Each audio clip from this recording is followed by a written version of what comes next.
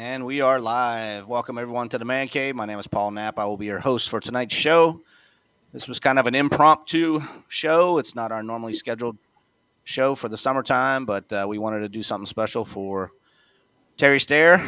And we have several individuals that knew Terry very well in our panel tonight. We got Stacy here. We have Robert DeCastro, Rick Bradshaw, who is Terry's right-hand man on his live stream, man. Angelo DeAnnabelle, who actually introduced me to Terry back in the day, and then we invited Terry's son. So hopefully, there we got Big Boss Jack already, so we know we are live. We're going live. So again, I don't expect a ton of people to be chatting in because this was kind of an impromptu. I just got the word out this morning, but everybody can watch it in a recap if they can't be on us live tonight. So I'd like to start off by introducing Terry's son tonight, and I'm going to bring you up, Big Sir, if you want to just kind of introduce yourself, because you've never been on the live stream before, and fill us in a little bit, sir. Well, I am Terry's oldest son, Terry Jr. He was an amazing person and a great dad. It was quite sudden. Everybody here was taken just as surprised as everybody in the groups, which is, it was crazy. I can't even explain the shock. That it is. Well, I know we spoke earlier today, and you kind of fill me in on a little bit of the background on what happened. Do you care to share any of that a little bit, maybe just with the people that are chatting in right now? We got about 16 people already chatting in that knew we were going to go live tonight. Yeah. He wasn't really, he didn't have anything going on. Last year he had a stress test that I took him to, and it came back perfect. He got flying colors from everything. He was, my mom said it started back last Sunday. He just was having some issues, some pain, which he thought was gas. He called me, I believe it was Wednesday. My wife had gone through gallbladder surgery, and he had thought maybe that was what he was having issues with. And so he asked what she kind of went through when she was dealing with it. And I explained it to him, and he told me that he was having some pain in his back and in his side, and he really didn't know what it was. Two of my other brothers, talked to him and said, if you're worried about it, just go get it checked out, And Saturday morning at 7:56, he called me and said, I'm going to go ahead and go. He said, I didn't have a good night, so I'm going to go just have him run some tests and whatnot. And I guess about 45 minutes later, my sister called me and just said he was gone. And I was dumbfounded. I was just like, he was just going in for a test. But after talking to the doctor, they said that he was on the EKG, and the doctor said he was reading the EKG when the nurses came in with the code blue and said that he was standing up from the chair because they'd moved him from the ER to a room down from the treatment room into like an actual room. And he stood up to get in the bed, and he collapsed right there. And they said that they gave him epinephrine and all the other stuff that they would do, and tried to bring him back, but it did not work. And so he went to be with the Lord. Well, I think your dad was closer to the Lord than any one of us. I'll tell you what, man. Yeah. Yes, sir. Mm-hmm. So, bring everybody in here, and if I'm just pulling up some of the chats that people were chatting in already. If the word got out, I'll tell you what, I got text after text today. I'm just going to list some of the names. Alex Massey, Buddy Finethy. He said he talked to Buddy Finethy a lot after Buddy had his he was in a coma there, a couple months ago. And for a couple of months back in December, Yeah, and Buddy's going through chemo right now. So Buddy was texting me a lot today and telling me all the stuff that Terry, your dad, was talking back and forth with him about. Brian Becker. Gregorio Salinas, Terrell Ashby, Randall Wall. He was the guy in Canada that did some of the boxes for your dad that he was selling. Murray Corrigan. He texted me. Daryl DePriest wishes he could be here, but he's actually on another live stream tonight. Cos Facera, Peter Buckley, Medic Mike, Ace Allgood.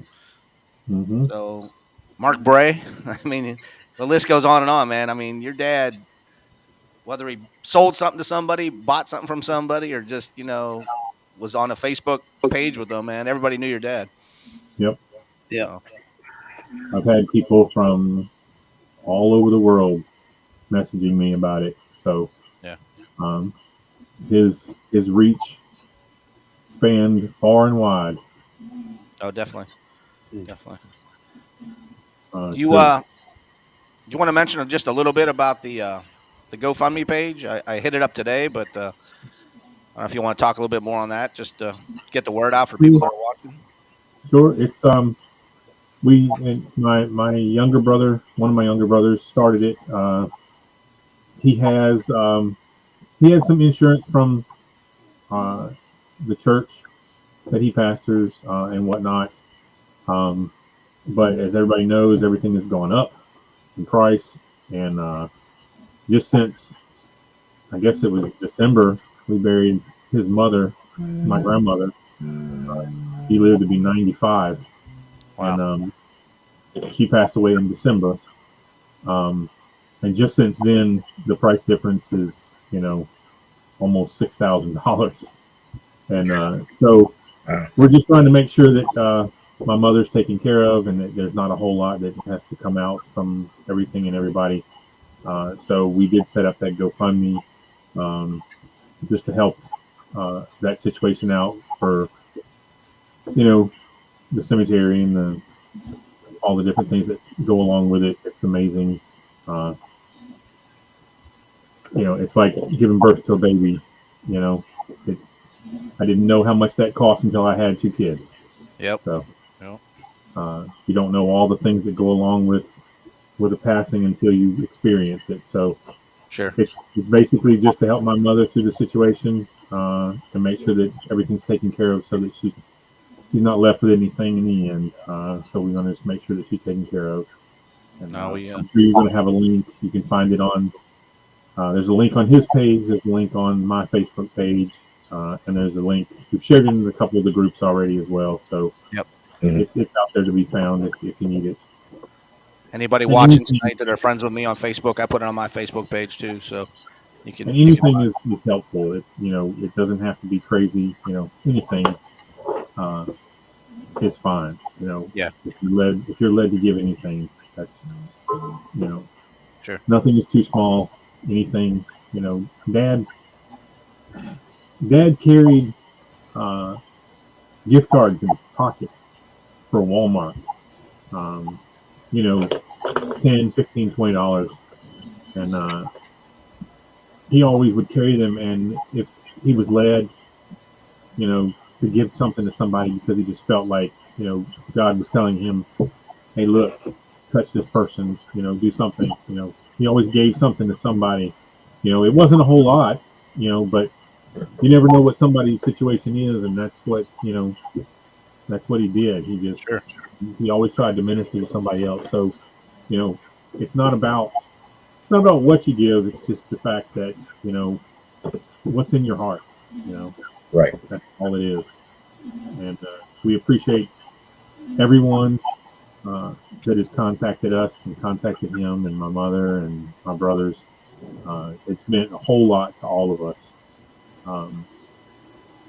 to see the grasp and the reach that he's had and how many people he's touched through a hobby. Yeah. Now you're in Georgia too, right? Yes, I live about 2 miles from my dad. Oh, really? Yeah, he was at the last Toy Atlanta. Yep, I brought him to Atlanta. Yep. We went to Joe Fest just a few weeks ago. Me, him, and my son, who is Terry the Third, named after him. And then one of my nephews. We all went to Joe Fest and had a good time. He always. Paul, did you see what Andy put in there? Sorry, I just saw that. I don't know if I can, bro. I'm still kind of learning this new. We upgraded this restream, but I'll definitely try to link it at the end. Yeah. The GoFundMe. Like I said, it's definitely on my my Facebook page.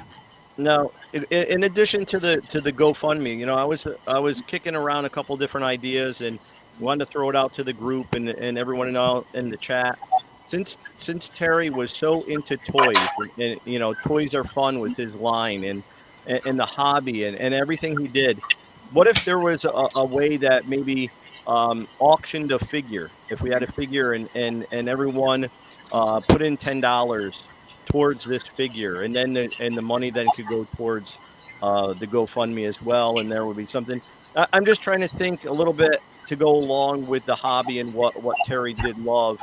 And then have something to remember him by. Thoughts? Am I making sense? You follow me? It sounds good, dude. That's a really cool idea.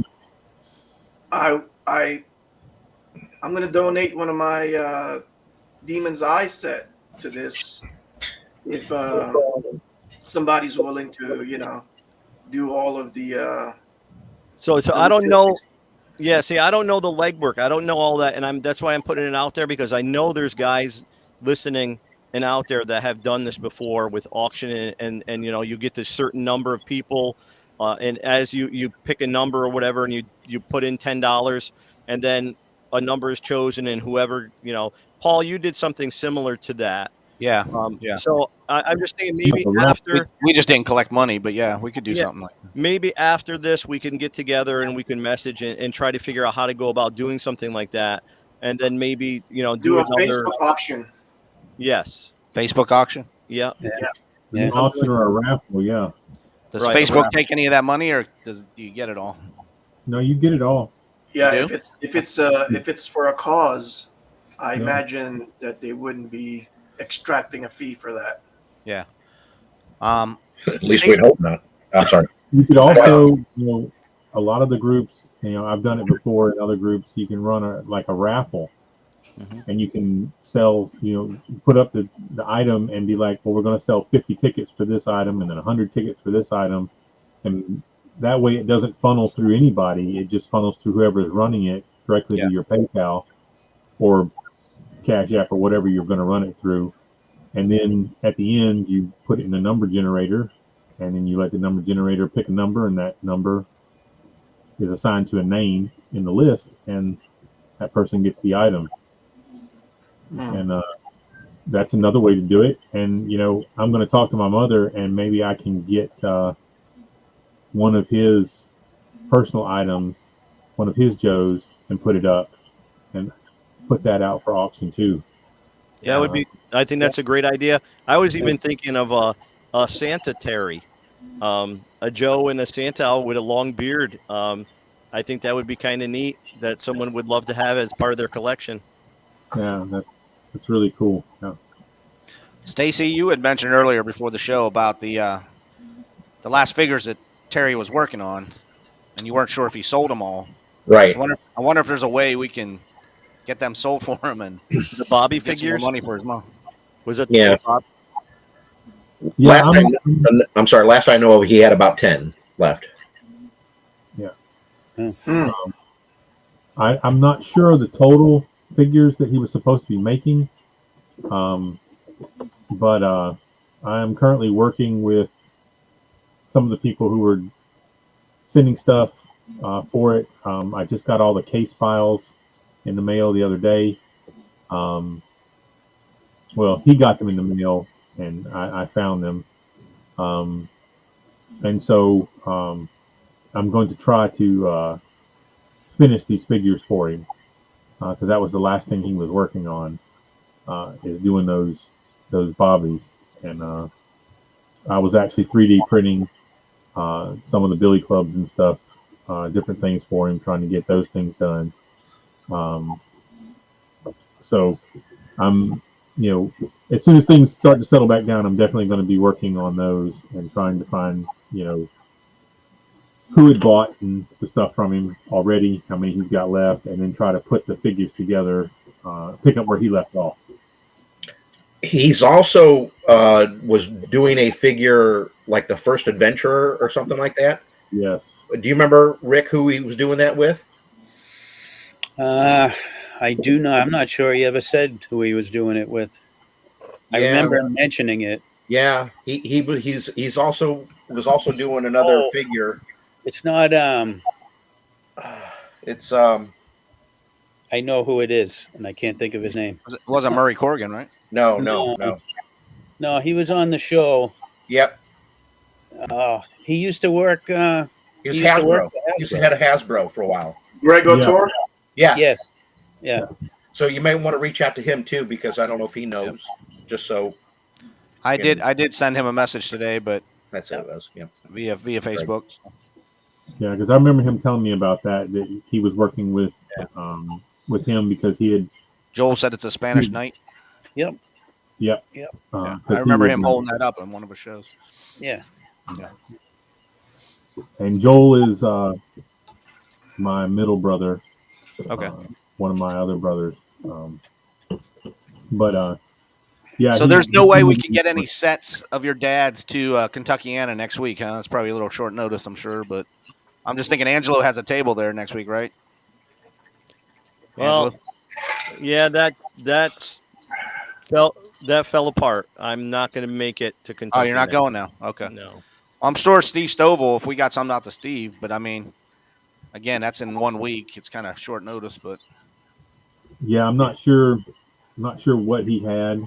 I'm still trying to, between my nephew, who did a lot with him, and my other brother, we're trying to track down everything and find all the stuff that he had, because especially with the Bobby, I mean, he's got the figures in one place, he's got outfits somewhere else, and he hasn't even compiled everything together yet. So it's going to be an interesting road for a little bit, trying to figure out everything, because he was spread out all over, and so that's just how he was.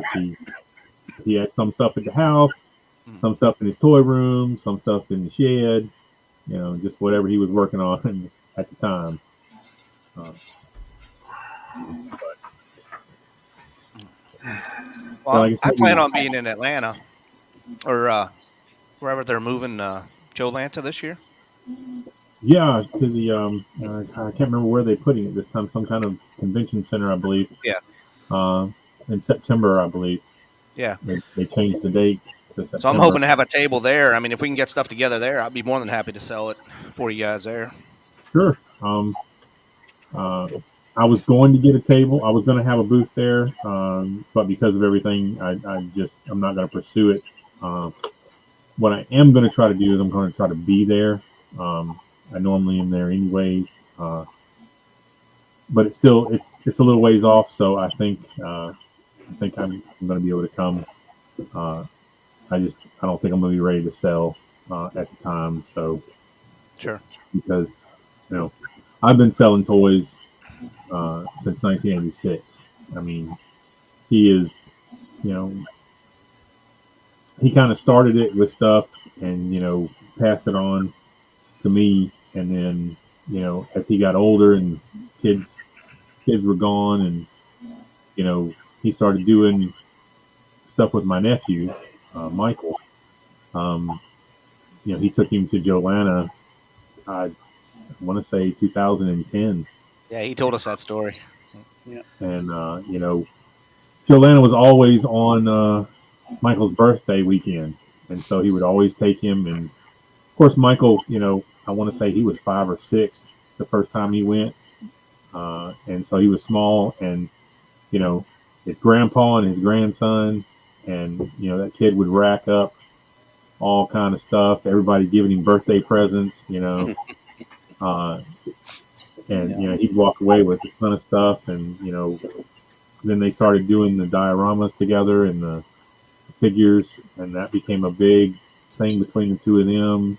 And I'd always get recruited to do painting and whatnot because I'm a model builder, and so it was always a family affair and doing stuff like that. It was really fun to have those interactions and different things as a family, because it wasn't just me, it wasn't just my nephew, it was all of us. So we all got to have fun and get to experience that together. It was always funny, with this last Toyland Joe Fest. I mean, and it's like I told him when we went, it was always like pulling teeth with him.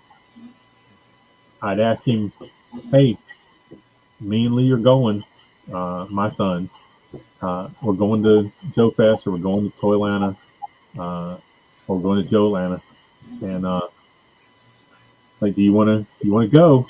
And he's like, I don't know, it's a long drive. He hated the car. He hated being in the car. He hated driving anywhere. I don't know if he ever told stories or not, but as a kid, his daddy was a preacher too. And so he was born in Bethlehem, Pennsylvania. And when he was 5 or 6, they left and started traveling in the United States, because my grandfather was an evangelist. So he used to preach in tents. They carried a big, had an 18-wheeler with, a big circus tent is what he preached in. And so they'd stop in a town, they'd set the tent up, and then my grandfather would preach for a week or a month. And so he traveled his whole childhood. I mean, he didn't live anywhere permanent till he was in his teenage years. And so he hated to travel. He just hated it. He didn't want to do it. So every time I was going to a show, I'd ask him, "Will you want to go with us?" And he would always hem-haw around, and my mother would be like, "Just go. You want to." And then he'd go, and he'd have the best time. And he always had the best time. And he'd come back, and he's like, I don't know why I was having an issue with it. And this past Joe Fest, still had to, pretty much pull him away and be like, all right, are we ready to go? Do you need anything else? It was always hardest to get him there and hardest to get him to come away once he got there. It's like a kid in Toys R Us, man. Yeah.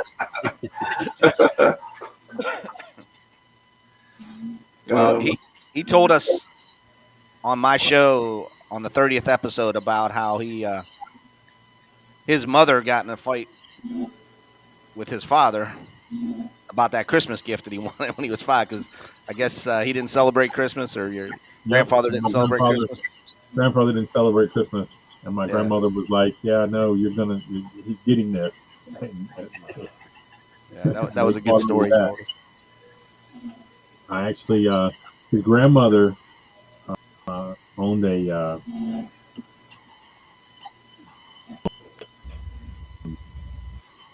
back then, just a neighborhood, everything, and one of the gifts I got him for Father's Day one year was Ford Apache, because he had seen it when he was a kid. The old Mark's Ford Apache, and he always would go to the store and see it, but he would never be able to get it. And so, I don't know, 12, 14 years ago, I had gotten him one because he had always talked about it all those years, about not never being able to get it, and then always going to the family store and seeing it, but never being able to get it. So that was one of those gifts I was happy to track down and get him. And then he ended up with, I think right now he's got 3 copies of it. So over the years he's picked up more to get more Indians, more cowboys, and more accessories and whatnot, the cannons and the horses and whatnot. But we got to tell some good stories about him so everybody gets a good smile, man. Because I know Terry wouldn't want us to be bumming the whole time. No, you're right. Yep. Yeah. You're right. Angelo, you were the one that introduced me to Terry. I'm sure you got some stories about him. Well, you know, I never met him in person. I really wished I could. A couple of times, I think when I went to my first Joe Lanta, it was last year when Paul, we kind of did that live stream from Joe Lanta. It was sort of impromptu. That was a good time. I was really hoping to meet him and see him there, and he could not make it. So most of my exchanges with Terry were either Facebook or on Facebook Messenger, back and forth. And one of the things I do remember, and I will miss, and I hope it will continue somehow, way, shape, or form, was the calendar. Every year, and I think I missed one. I think I missed the very first one that your dad did do, but I did every one after that, and it was a great thing. For everyone sending in pictures, and then each month you could see a different GI Joe in their scene that your dad put together, and it I know how much time that takes and energy, and with everything else that he was doing and going on, and being Santa at the same time, it takes up time. It's a passion. And that it was, all year. It was giving all year because people were able to turn a page of a calendar every month, and they had someone else's photograph, and it was all thanks to Terry putting that together. So that is one of the things I remember I will miss. I hope some way, shape, or form we could do something with that again, as a tribute to him, to keep it alive. Just like the spirit of Terry is alive. Yeah. Rick, you were his right-hand man with the show, man. Give us a good story about Terry. When I joined Facebook, the first group I joined, the first G.I. Joe group I joined, was the G.I. Joe Army, which was Terry's group.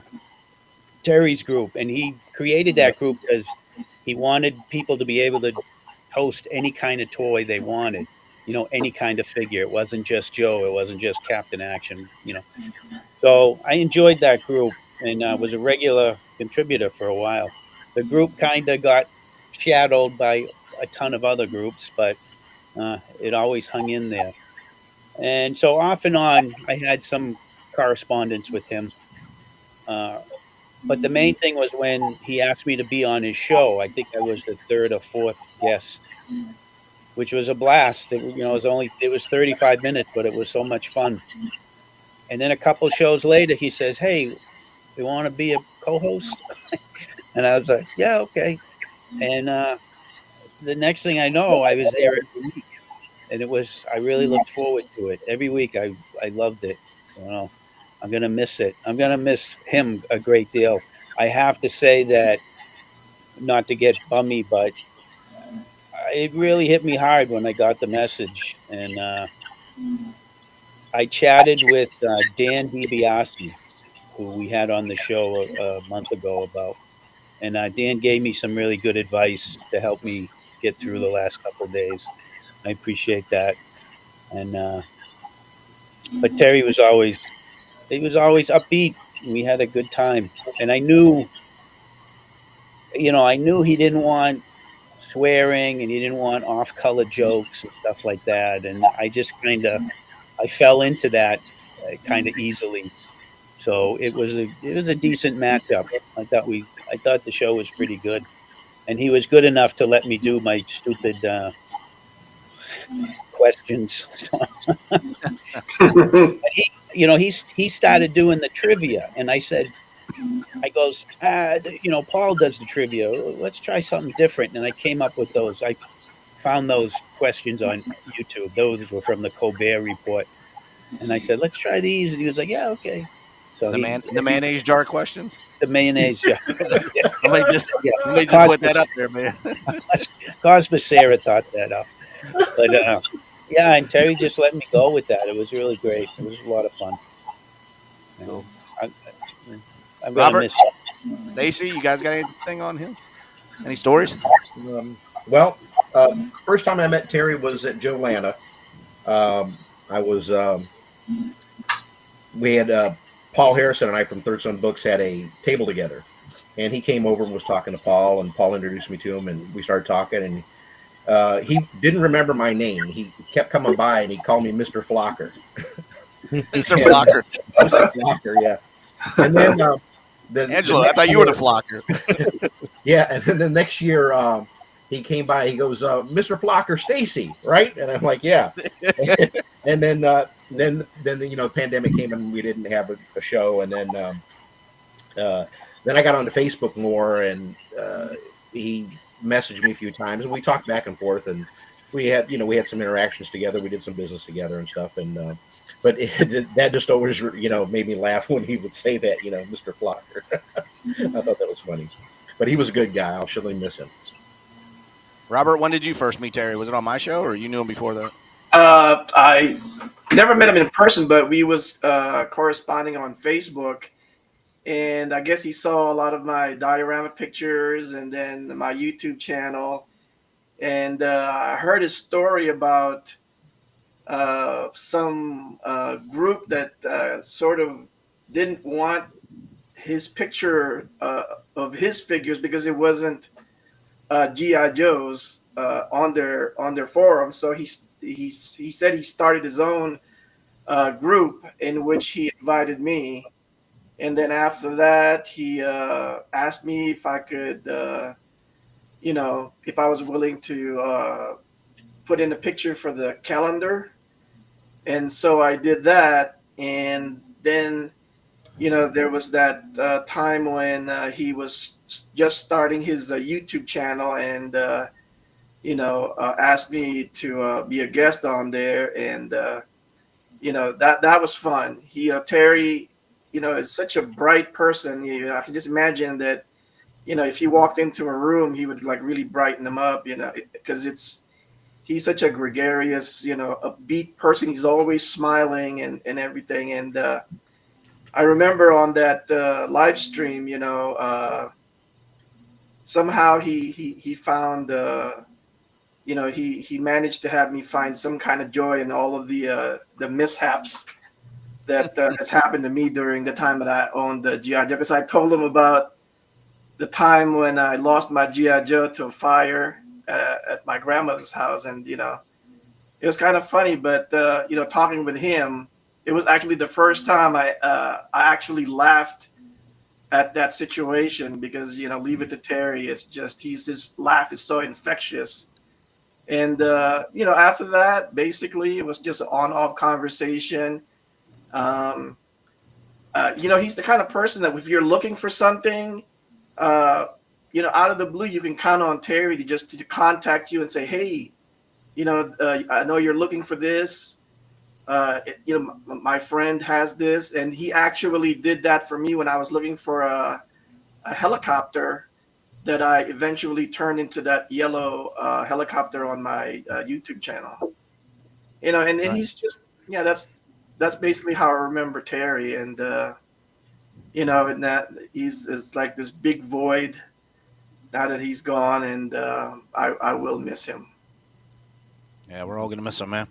Yeah. Like I said, the first time I had him on was my 30th episode, and I watched it today again, just remembering the first time I had him on. And Angelo, you kind of hooked me up with him, and then after I hooked up with him, he would ping me all the time. He's like, "I want to start my own show." I was like, "Well, just do it, man." He said, "Well, I don't want to be in competition. I don't want to be in competition with you." I was like, "Dude, there's nobody else out there doing it. It's just me and you if we do, So he's like, "Well, I'll do Thursday nights. I don't want to do my." I said, "Okay, that's great, And then he'd call me again like a month later. "How do you get so many people? I got to get more people."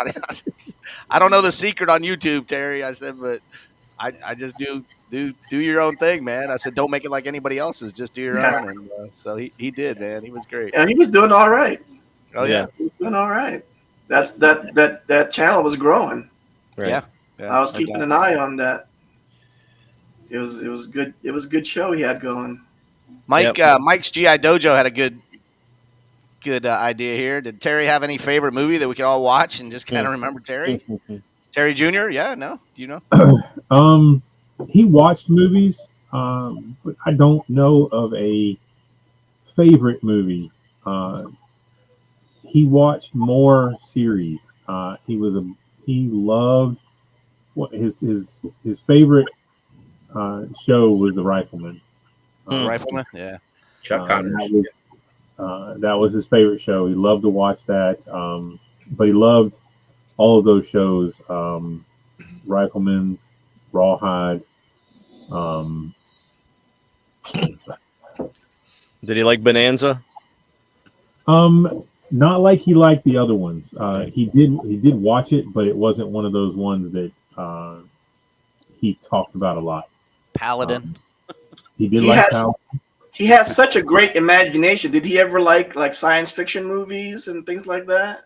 Yes, the science fiction movie. I actually bought him his, if I had to say, not necessarily a favorite movie, but one movie that stuck with him his whole life, because he talked about it when I was a kid, the entire time I grew up, and then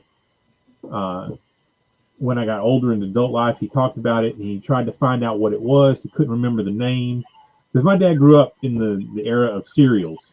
He would go to the movies on Saturday and he would spend all day there, and so he would watch all the serials like the Rocket Man and all those things that came out in those things. And one of the movies he watched back then was Teenagers from Outer Space.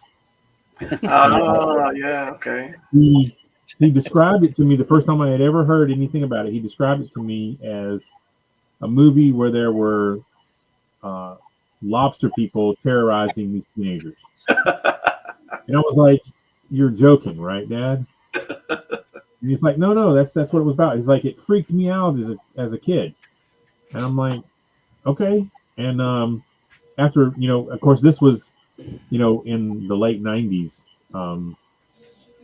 when I started looking for it, and I finally found a copy of it and gave it to him for Christmas one year. But that is one of the movies that he has always talked about his whole life. So, that would be.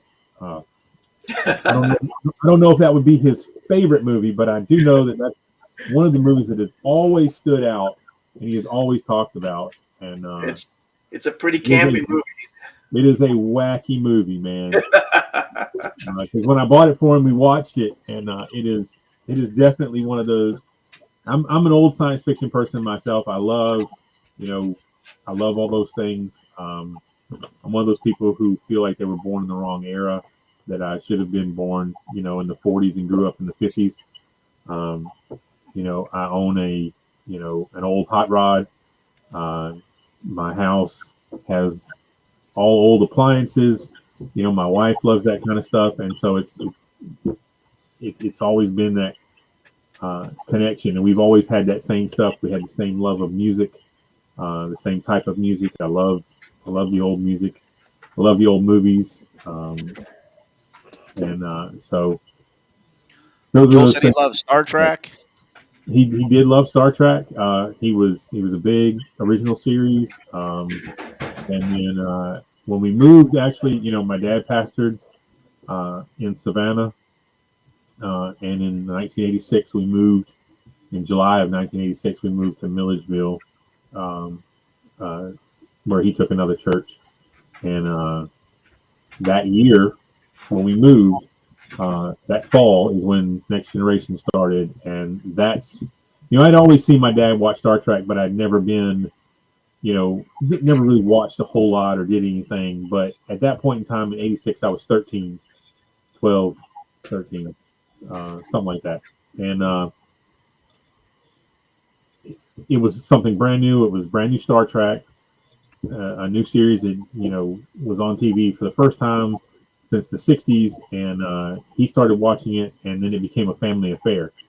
And so that got me into science fiction. You know, Star Wars was my thing growing up. That's what got me into toys, and it moved from Star Wars to Star Trek because, you know, by 1984, 85, everything for Star Wars was gone. You know, droids and Ewoks were the last two cartoons produced, and those were gone by 85. And so I had to find something else. And Star Trek and G.I. Joe, you know, G.I. Joe started up, and, you know, of course I was a little Joe guy, but it was still G.I. Joe. And that was really cool because some of my best memories as a kid, even my brother will tell you, you know, there were 5 of us, you know, 4 boys and a girl, and we all had chores and stuff to do around the house. And Dad would go out and he would buy, you know, 4. You know, well, he would buy 3 because my younger brother, he was a kid. There's like 8 years, so he was just a little kid. But he'd go out and buy 3 Joes. He would tack them up on the board above our chore schedule. And at the end of the week, if you completed all your chores, you get to pick a G.I. Joe. And that was one of the funnest things we ever did. Because instead of an allowance, he would do that. He would give us a prize to work for, which is what I do for my son now, because I felt it was such an awesome experience for me and something that I remember and treasure. I mean, I still have most of those Joes that I earned as a kid. I still have those in my personal collection. That's awesome. And so that I do that with my son now. I mean, he's 5 years old, and, you know, if he cleans his room, if he puts his clothes in the laundry for a week, he gets to pick a Hot Wheels car. You know what I mean? Because that's what he's into right now. But you know, that was a really awesome thing that we got to do, and it was a blast because every week it was something new. You know, you always wanted something else. You know, shipwreck or barbecue, or, you know, and it was always, you know, something that was on the wall, and we got to do that, and it was that's a really good fun memory because we had a blast. It's the only time you really want to do work is make sure that you could earn your figure for the end of the week. Your brother Joel, right? You said? Yes, Joel. Yeah, he just posted you Sons of America Revolution, that your dad was really into General George Washington, I'm assuming, is what he meant. Well, the Sons of the American Revolution is a group that you can join if you can trace your ancestry back to a Revolutionary War soldier, which one of our ancestors fought in the Revolutionary War for the independence of America, and so that is one of the things that teaches the history of our country through that group. And he was a part of it. He was a president. He was a past president of the local chapter. But yeah, he was into a lot of different stuff, and history was his thing. You know, it was, you know, we were homeschooled I was homeschooled for part of my school. My younger brothers and sisters were homeschooled all of it. But whenever it came time for history, we didn't learn that from a book. We learned that from him. And actually, Wednesday, my kids, my son and his cousin comes over Monday, Tuesday, and Wednesday every week to my mother's, and she loves to have the kids with her, and she keeps them for those days in the afternoon. My dad and her, you know, just have a good time with them. And it's the summertime, so they go out and they play in the sprinklers and whatnot, and they have a good time. And but on Wednesday, because it was the 4th of July the next day, he told the story, you know, of Paul Revere and, you know, the shot fired around the world, and to my son and his cousin, and you know, up until the end, he was still, you know, it was all about history. with him. Anytime he got a chance to talk about it, he would love to talk about history, and it didn't matter what history. I mean, we talked about all kind of history, and that's one of the things that we had in common. We loved history. We love gaming. I play a lot of tabletop games, and we would play games about history, and he would discuss. We'd sit there and we'd be playing, different battles of Napoleon, and he would be talking about the actual battles and what Napoleon did against the in that battle.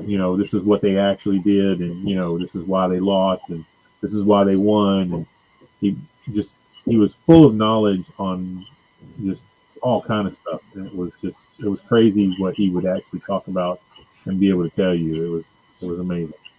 Yeah. Wow. Your brother posted here. He probably should have been a history teacher, man. I was about to say. If he wasn't a pastor, that's what I think he would have been. I really think he would have been a history teacher. Yeah. So when did all the Santa Terry start? When did he start doing that? I want to say it was about 6 years ago. I think it was before my son was born, and he's 5. So it was either 6, maybe 7 years now.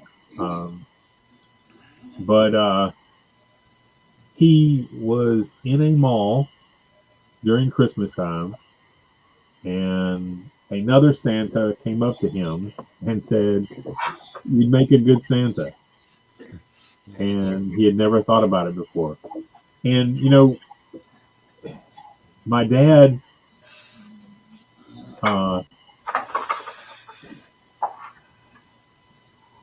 he was a germaphobe. He did not like to touch people. He did not like to shake hands. He did not like to hug people. He battled with OCD his whole life. And, I don't have my keys on me, but I took it from him. I took it off his keychain. His keychain has all his keys and a hook for his belt. And on that keychain is a bottle of hand sanitizer. Always with him all the time. And, if he shook your hand, because he shook his friend's hands, he did. But he battled with it, and so after you shook your hand, out came the hand sanitizer, and he sanitized his hands right there in front of you. So he battled with that. He battled with that all the time, and so it's very hard. When he first said that, I was just like, "There's no way he's going to be able to do this with all these snotty kids sitting on his lap, crawling all over him." I'm like, I don't understand, because my mom was like, "Yeah, he's going to be Santa," and I'm like, I don't see it, Mama. I don't understand. I don't see how he can do that. And she's like, "He can do it," but I tell you what, it changed him as a person. His grandkids, he got 11 grandkids. And those kids changed him. And I think those kids changed him in a way that when Santa came around, it was like, I think I can do this. And it makes me feel really good to be able to do this. And he loved it. He absolutely loved it. And I could not believe it. I didn't understand it at first. But the more he did it, the more loved he became. I mean, there were people, when COVID hit, he was a mall Santa for several years. And then when COVID hit, that was too much. They had some Santa stuff. They put Santas behind plexiglass. And, a combination of the plexiglass being away from the children, just sitting them on the floor behind, in front of the glass, and the fact that COVID was going around, it just was, he was like, I can't interact with the children, and I don't want to get sick either. So he found an alternative, which was the online Santas, and he joined that community, and he became, one of the best Santas in those communities, and he was fought over by several companies through the years to join with them. Please stay with us, or don't come over here with us and join us. And last year he was the top Santa with the company that he was with, and invited back for the next year because he only invite the ones that are doing a good job, and are getting more Santas back, and they're getting more kids to come back and interacting, and they watch the videos, and the parents send notes afterwards, and he's got a stack of reviews that he would show me of all these kids, and he'd sit there and he would love to tell the stories of, this little girl wanted this thing and she said all of this, and she smiled and lit up when I told her what her dog's name was. And it was amazing to see him in that situation. He was a very good Santa, and I never thought I'd see my father in that role. But when I had kids, I was like, this is the most awesome thing, because both of my kids get to grow up with their grandfather as Santa Claus, and that was amazing, Sure. So, but it was Right. It was awesome, and it was a lot of great interactions, and it's like you say here, the amount of people he touched. It was he touched people in prisons, through his prison ministry, through the churches, thousands upon thousands of prisoners. There are several who have gotten out and become ministers and turned their whole lives around, that owe it all to my father, for reaching out to them in a place that was a dead end to them. And it's amazing to see that it wasn't just one area. It wasn't just the prisons. It wasn't just church. It wasn't just Santa Claus. It wasn't just the G.I. Joe community. He was that person through all of it. Because he was that person, he was loved through it all, through all of the different facets of his life.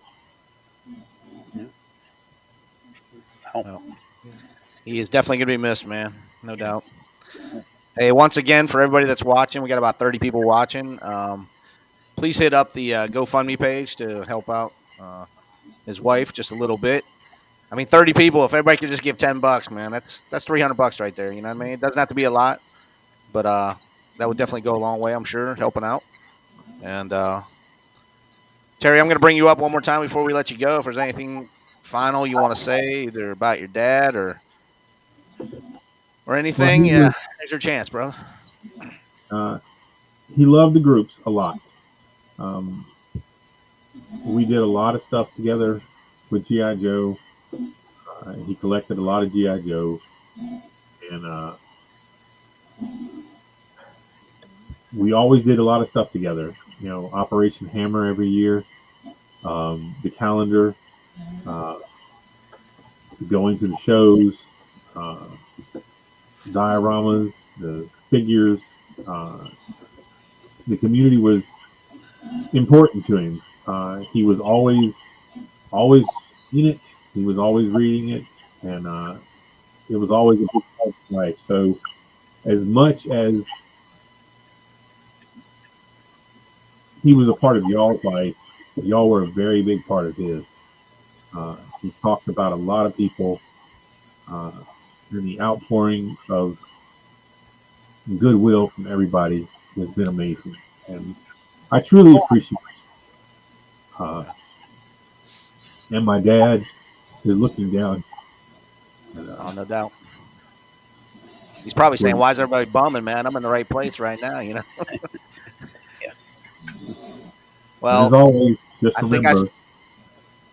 remember, toys are fun. Toys are fun. I was just gonna say that, man. We got to end with his line. 100%. So, Exactly. God Well, bless you, Terry. God bless. Terry, I know we'll Stay be in touch. speaking for the whole community. We're thinking of you and your family, and if there's anything you need, I'm sure the community will step up and help. Just reach out to any one of us, especially when it comes to, the money situation or helping out selling some of your dad's stuff. Me, Angelo, Robert, we're all here, man. So just We reach really out. do appreciate it, and we thank y'all a lot. And it's been wonderful talking to you, gentlemen. And Yep. we hope to see more of y'all in the future. Absolutely, man. Dude, man. Thank you. Yeah. Guys, Thank you. stay safe out there and take care of each other, man. Seriously. All right. All right. Have a good week. Have a good night, guys. Good to see everyone. Sorry it was this way. Yep. No, it was All right. nice to recognize Terry, though. Very nice. Thanks for Yeah. doing this, Paul. Yeah. Yep. And No thank problem. you, Terry.